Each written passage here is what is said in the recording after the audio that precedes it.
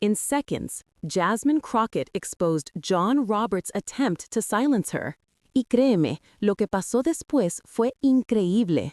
You're about to hear something that wasn't supposed to be recorded, something powerful, something that made even people in the back of the courtroom sit up straight and whisper, "Did that really just happen?" Because when John Roberts tried to shut her down, Jasmine didn't flinch. Ella no se movió. She didn't blink. Instead, she did something nobody expected. And listen closely, because what she says at the 30-second mark will make you freeze for a moment. It's that explosive.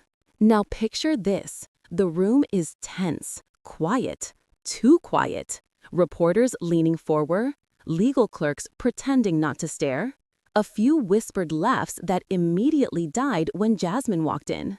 Everyone knew the issue was controversial, but nobody knew it would turn into a national moment. Jasmine Crockett versus Chief Justice John Roberts. That alone is enough to make the internet go nuclear. But what actually happened? That's where everything gets wild. Roberts started with the usual polished calm. He always does. A tone that says, "I control this room." But this time, it didn't land. Jasmine wasn't playing by the script. She didn't come to be polite. She came to tell the truth. And Roberts knew it. You could see it in the way he adjusted his glasses twice, like he was preparing for something he didn't want to deal with. Suspense hook. But what happened next, no one in that courtroom saw coming. Jasmine began her statement slowly, deliberately. She wasn't raising her voice, because she didn't need to. That's the thing people forget. Power isn't always loud. Sometimes it walks in quietly, and everybody feels it. "Chief Justice," she said, "if you're going to let this argument stand, then we should be honest about what's actually happening here." The room tightened. You could feel the air leaving the space. Even the cameras froze for a second, as if bracing themselves. Roberts leaned forward, interrupting her mid-sentence, something he almost never does. "Counsel, we're not going down that path today." His voice was calm, too calm, the kind of calm that hides fear under professionalism. But Jasmine didn't stop. "No se detuvo." "With all due respect, Chief Justice," she answered, "you don't get to decide which truths are convenient enough to fit inside this courtroom." Boom. Simple, clean, surgical. The kind of line that slices right through authority. Suspense hook. And when she said that, Robert's face changed instantly. He blinked, once, twice, like he couldn't believe she had said it out loud. The clerks stiffened. Reporters' pens stopped moving. One person in the gallery whispered "wow" under their breath, and it echoed through the silence like a falling pin in an empty hallway. Roberts tried again. "Counsel, I'm instructing you to remain within the limits of the presented argument." This time, the tone cracked. Not a lot, but enough for anybody watching closely to hear it. Jasmine leaned forward, just a little, and gave him the kind of smile that says, "You're not ready for this." "Chief Justice," she replied, "the limits you're referring to were broken long before I walked into this room. I'm just the first person willing to say it out loud." That's when the energy shifted. You could see it, you could feel it. It was like watching someone flip on a spotlight in a room full of people who weren't ready to be seen. Suddenly, Roberts wasn't directing the moment anymore. Jasmine was, and that terrified him. Because once she had the floor, she didn't waste a second. Suspense hook. And here, right here, is where she exposed everything. She laid out the timeline, the contradictions, the procedural games that certain judges had been using to dodge accountability. She recited them with precision, with fire, with evidence stacked so tightly that even the skeptics couldn't breathe. "If fairness is the foundation of this court," she said, "then explain why these decisions only flow one direction, upwards for the powerful, downwards for everyone else." That line hit like a lightning strike, un rayo, electric, instant. Robert's jaw tensed. He tried to interject again, But Jasmine raised her hand slightly, not enough to break decorum, just enough to create a moment that said, "You will hear this. I'm not here to insult the court," she continued. "I'm here to remind it what justice looks like." And then she delivered the line that made headlines across the country. "Silencing me won't protect anyone from the truth. Ni a usted, ni a ellos." Suspense hook. And when she said that in 2 languages, the reaction was unreal. Reporters immediately typed faster. The gallery woke up. Someone gasped loud enough to turn heads. Even the court officers exchanged looks. Roberts leaned back, pressed his lips together, and suddenly became very interested in the stack of papers in front of him. It was the first sign that he knew he had lost control. And Jasmine knew it too. She continued speaking, this time with the calm confidence of someone who had already won. "If this institution wants credibility," she said, "then stop trying to silence the people who are telling you what you need to hear." Another blow. Direct, cold, accurate. Robert's face tightened again. He tried to regain composure, looking at the room, searching for a lifeline, something, anything, to shift the momentum back in his favor. But there was nothing. Porque ya era tarde. Jasmine had already taken the moment, shattered it, and rebuilt it in her voice. Suspense hook. And then came the part nobody expected. Roberts attempted a final pushback. He said, "Your conduct is bordering on improper, counsel." His tone carried frustration disguised as authority. Jasmine didn't blink.